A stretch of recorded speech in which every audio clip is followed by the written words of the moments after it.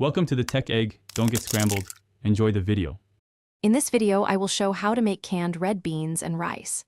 Drain and rinse the beans, sauté aromatics like onion, garlic, and bell pepper, then add smoked paprika, cumin, and cayenne for depth.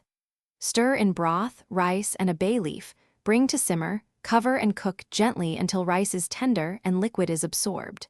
Finish with chopped parsley and a splash of hot sauce for a bright kick. Here are the core ingredients to keep on hand. 2 15-ounce canned red beans make this quick and satisfying.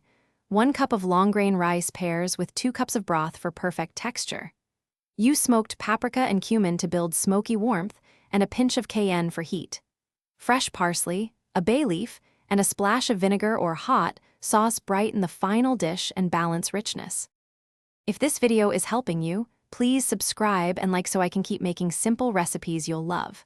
Quick recommendation. The Echo Dot smart speaker brings your space to life with clear sound and hands-free timers, perfect for juggling simmer times and grocery lists while you cook. It's small, affordable, and makes cooking more fun.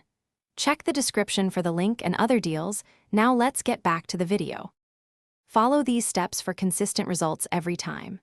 Sauté your onion, bell pepper, and garlic in oil until soft and fragrant. Add your smoked paprika, cumin, and cayenne, and toast for 30 seconds to release oils. Stir in the drained beans, measured rice, and broth, bring to a gentle simmer, cover tightly, and cook until rice absorbs liquid.